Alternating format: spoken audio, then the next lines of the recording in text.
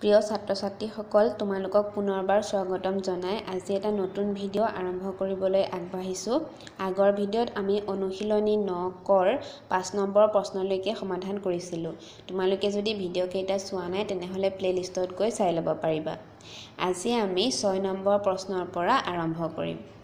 এতিয়া আমাক 6 নম্বৰ প্ৰশ্নটোত দিছে কিলোগ্ৰামলৈ নিয়া। কটো দিছে 5 কুইণ্টল। এতিয়া আমি 5 কুইণ্টলক আমি কিলোগ্ৰামলৈ নিব লাগিব। অৰ্থাৎ এতিয়া আমাক কি দিছে ডাঙৰ এককৰ পৰা সৰু এককলৈ পৰিৱৰ্তন কৰিব দিছে। এতিয়া আমি এই চাৰ্টখনৰ সহায়ত আগৰ দৰে আমি এককটো পৰিৱৰ্তন কৰিম। এতিয়া চোৱা এই চাৰ্টখনত কুইণ্টলটো আছে ইয়াত আৰু কিলোগ্ৰামটো আছে ইয়াত। গতিকে আমি 5 কুইণ্টলক কিলোগ্ৰামলৈ নিবলৈ হ'লে আমি পূৰণ কৰিব লাগিব আৰু কিহৰ লগত পূৰণ কৰিব লাগিব এতিয়া চাওঁ আহাচোন। কুইণ্টলৰ পৰা মিৰিয়াগামলৈ গ'লে থাকিব 10, যিহেতু প্ৰত্যেকতে 10কে থাকে আৰু মিৰিয়াগামৰ পৰা কিলোগ্ৰামলৈ গ'লেও আমাৰ 10 হ'ব। গতিকে এতিয়া আমি কি কৰিব লাগিব, আমি 5ৰ লগত 10 দুটা পূৰণ কৰিলে হ'ব 100, যিহেতু আমাৰ কি হয় ওপৰৰ পৰা তললৈ আমাৰ এককবোৰ 10 গুণকৈ ডাঙৰ হৈ গৈ থাকে।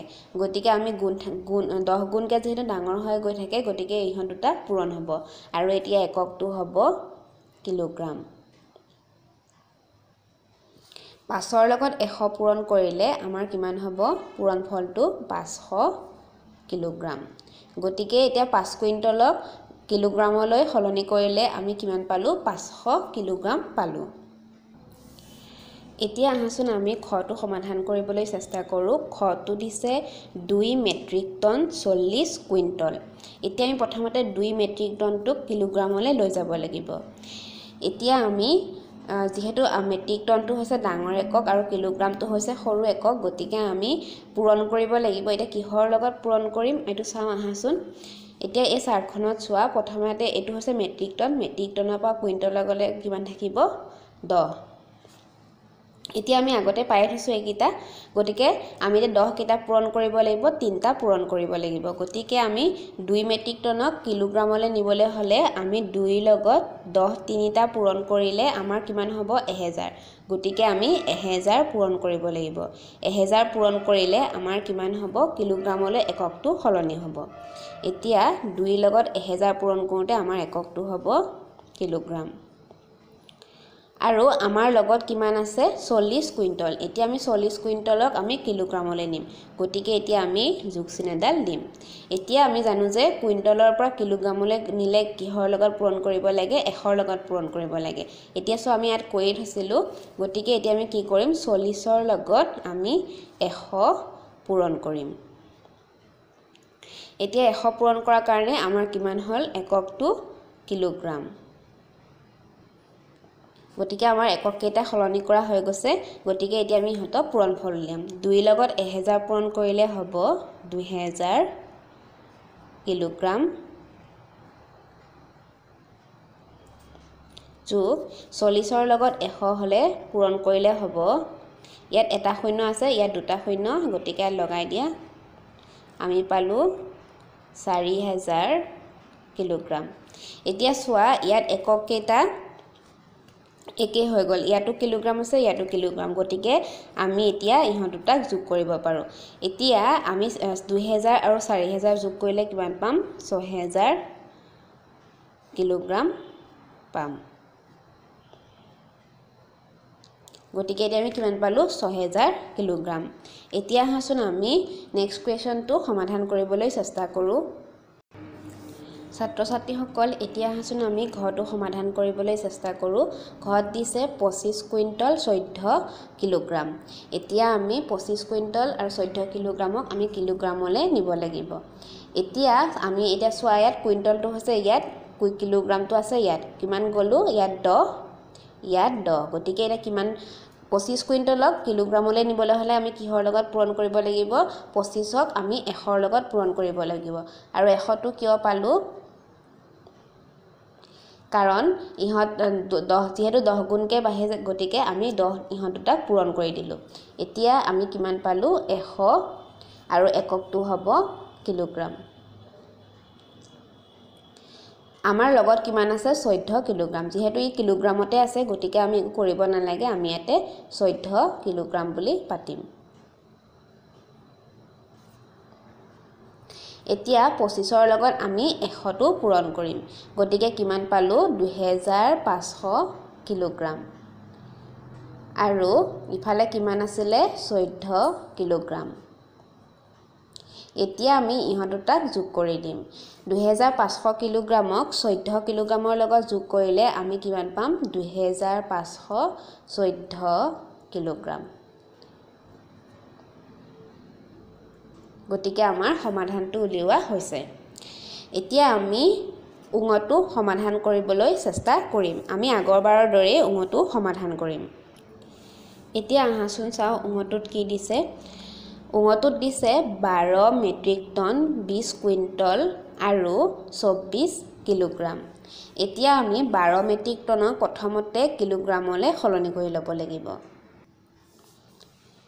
এতিয়া যেহেতু মেট্ৰিক টনটো ডাঙৰ একক আৰু কিলোগ্ৰামটো সৰু একক গতিকে আমি 12ৰ লগত পূৰণ কৰিব লাগিব আৰু কি পূৰণ কৰিব লাগিব এই চাৰ্টখনৰ সহায়ত চাও আহাচোন মেট্ৰিক টনটো আছে ইয়াত মেট্ৰিক টন বা কুইণ্টললৈ গলে আমি কিমান পাম 10 আৰু ইহত কিটা আমাৰ 10 উলিওৱা হৈ আছে গতিকে এবাৰ আমি 10 কেটা পালো 3টা আৰু 10 তিনটা পূৰণ কৰিলে কিমান হ'ব 1000 গতিকে মেট্ৰিক টনৰ পৰা কিলোগ্ৰামলৈ নিবলৈ হলে আমি কি পূৰণ কৰিব লাগিব 1000 পূৰণ কৰিব লাগিব আৰু এতিয়া এককটো হ'ব কিলোগ্ৰাম মেট্ৰিক টনৰ পিছত আছে 20 কুইণ্টল এতিয়া আমি যোগ চিনডাল দিম আৰু এটা কুইণ্টলক কিলোগ্ৰামলৈ লৈ যাম এতিয়া আমি আগতে পাইছো যে কুইণ্টলক কিলোগ্ৰামলৈ নিবলৈ হলে আমি কি পূৰণ কৰিব লাগিব 100 পূৰণ কৰিব লাগিব গতিকে এতিয়া আমি কি কৰিম 20ৰ লগত এবাৰ 100 পূৰণ কৰিম 100 পূৰণ কৰাৰ কাৰণে আমাৰ এককটো হ'ব কিলোগ্ৰাম তাৰ পিছত আমাৰ আছে 24 কিলোগ্ৰাম যেহেতু এটো 24 কিলোগ্ৰামতে আছে গতিকে আমি ইয়াত খলনি কৰাৰ কোনো কথা নাহে গতিকে আমি ইয়াতে কিলোগ্ৰাম লিখিম এতিয়া আমাৰ এককটো খলনি কৰা হৈছে গতিকে আমি এতিয়া কি কাম বাকি আছে আমি ইহতৰ পূৰণফলটো এতিয়া প্ৰথমতে উলিয়াই লম এতিয়া 12ৰ লগত 1000 পূৰণ কৰিলে কিমান হ'ব 12000 কিলোগ্ৰাম আমাৰ কিমান আছিল তাৰ পাছত 20ৰ লগত 100 আছিল গতিকে এবাৰ আমি কিমান পালো 20ৰ লগত 100 পূৰণ কৰিলে 2000 কিলোগ্ৰাম তাৰ পাছত আমাৰ কিমান আছে 24 কিলোগ্ৰাম এতিয়া আমি ইহত আটাইকেইটাকে যোগ কৰি দিব লাগিব এতিয়া আহাচোন আমি কাখতে যোগটো কৰি লওঁ প্ৰথমটো আছিল 12000 তাৰ পাছত আছিল 2000 তাৰ পাছত আছিল আমাৰ কিমান 24 এতিয়া আমি যোগফলটো কিমান পালো 14024 গতিকে এতিয়া আমি ইয়াত পাতিম 14024 কিলোগ্ৰাম আৰু এইটোৱে হৈছে আমাৰ সমাধান এতিয়া আমাৰ 6 নম্বৰ প্ৰশ্নখিনি সমাধান কৰি হৈছে আমাৰ 2 নম্বৰ প্ৰশ্নখিনি বাকি আছিল কৰিবলৈ গতিকে এতিয়া আহাচোন আমি 2 নম্বৰ প্ৰশ্নখিনি সমাধান কৰিবলৈ চেষ্টা কৰো ছাত্ৰ ছাত্ৰীসকল আমি আগতে ডাঙৰ এককৰ পৰা সৰু এককলৈ পৰিৱৰ্তন কৰিছিলো তেতিয়া কি কৰিছিলো আমি ডাঙৰ একক পৰা সৰু এককলৈ পৰিৱৰ্তন কৰোতে আমি পূৰণ কৰিছিলো এতিয়া আমাৰ 2 নম্বৰখিনিত আছে সৰু এককৰ পৰা ডাঙৰ এককলৈ পৰিৱৰ্তন কৰিবলৈ এতিয়া তোমালোকে এই চাৰ্টখন চোৱা আমাক প্ৰথম প্ৰশ্নটো দিছে চোৱাচোন 200 সেন্টিমিটাৰ আমাক কিমান মিটাৰ আছে হেতু সুধিছে এতিয়া এই চাৰ্টখন চোৱা প্ৰথমতে আমি দ্বিতীয় নম্বৰত কিমান পাছো সেন্টিমিটাৰ পাছো তাৰ পিছত যেতিয়া আমি তললৈ আহি থাকো তেতিয়া আমি ইয়াত আছে মিটাৰ সেন্টিমিটাৰটো হৈছে সৰু একক আৰু মিটাৰটো হৈছে ডাঙৰ একক আমি যেনেকে ডাঙৰ এককৰ পৰা সৰু এককলৈ পৰিৱৰ্তন কৰোতে পূৰণ কৰিছিলো ঠিক তেনেদৰে আমি এতিয়া হৰণ কৰিব লাগিব এতিয়া 200 সেন্টিমিটাৰ মিটাৰলৈ নিবলৈ হলে আমি কিহৰ লগত হৰণ কৰিম চাম আহাচোন এতিয়া চোৱা সেন্টিমিটাৰ পৰা ডেসিমিটাৰলৈ গলে আমি কিমান পাও 10 আৰু ডেসিমিটাৰ পৰা মিটাৰলৈ গলে আমি কিমান পালো 10 গতিকে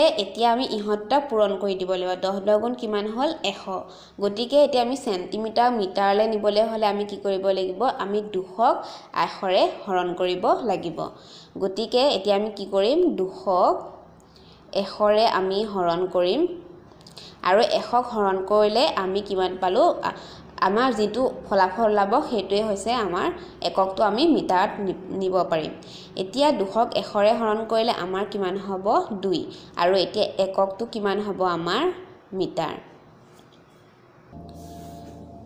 তোমালোকে এই চাৰ্টখন নাচালেও এটা কথা মনত ৰাখিলে তোমালোকে সেন্টিমিটাৰ পৰা মিটাৰলৈ পৰিৱৰ্তন কৰিব পাৰিবা হেতু হৈছে তোমালোকে মনত ৰাখিবা যে 100 সেন্টিমিটাৰত থাকে 1 মিটাৰ গতিকে 200 সেন্টিমিটাৰত কিমান মিটাৰ থাকিব হেতু জানিবলৈ হলে আমি 200ক 100ৰে হৰণ কৰিলেও আমি উত্তৰটো পাব পাৰিম এতিয়া খটো দিছে 1000 মিটাৰত আমাক কিমান কিলোমিটাৰ সুধিছে তোমালোকে এটো মনত ৰাখিবা যে 1000 মিটাৰে হয় 1 কিলোমিটাৰ তোমালোকে এই চাৰ্টখনৰ সহায়তো উলিয়াব পাৰা এতিয়া চোৱা যেহেতু মিটাৰটো হৈছে সৰু একক কিলোমিটাৰটো হৈছে ডাঙৰ একক মিটাৰটো ক'ত আছে ইয়াত এতিয়া চোৱা মিটাৰৰ পৰা ডেকামিটাৰলৈ আহিলে আমি কিমান পাম 10 ডেকামিটাৰৰ পৰা হেক্টমিটাৰলৈ আহিলে কিমান পাম 10 হেক্টমিটাৰৰ পৰা কিলোমিটাৰলৈ আহিলে কিমান পাম 10 গতিকে আমি এই 10 কেটা পালো 3টা পালো গতিকে এটা কি কৰিব লাগিব আমি মিটাৰৰ পৰা কিলোমিটাৰ আনিবলৈ হলে আমি কি কৰিম 10 3টা পূৰণ কৰিলে কিমান হ'ব 1000 গতিকে আমি 1000ৰে হৰণ কৰিব লাগিব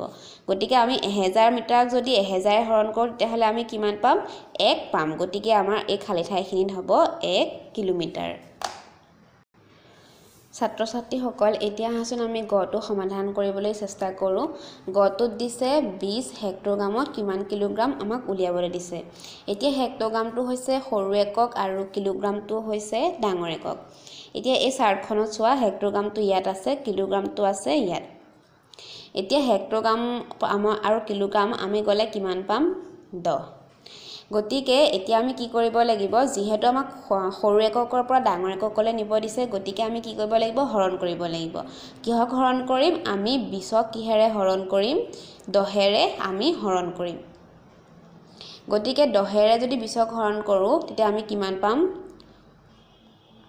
2 গতিকে এতিয়া আমি ইয়াত কিমান পাম 2 কিলোগ্ৰাম ছাত্ৰ ছাত্ৰীসকল তোমালোকে এটা কথা মনত ৰাখিবা যে ডাঙৰ এককৰ পৰা সৰু এককলৈ পৰিৱৰ্তন কৰিলে আমি সদায় পূৰণ কৰিব লাগে আৰু সৰু এককৰ পৰা ডাঙৰ এককলৈ নিবলৈ হলে আমি সদায় হৰণ কৰিব লাগে তোমালোকে এই দুটা কথা মনত ৰাখিলে এককখিনি অতি সহজতে পৰিৱৰ্তন কৰিব পাৰিবা ছাত্ৰ ছাত্ৰীসকল আমি নেক্সট ভিডিঅত ইয়াৰ পৰৱৰ্তী প্ৰশ্নখিনি আলোচনা কৰিম নেক্সট ভিডিঅত লগ পোৱাৰ আশাৰে আজিলৈ ইমানতে সামৰিছো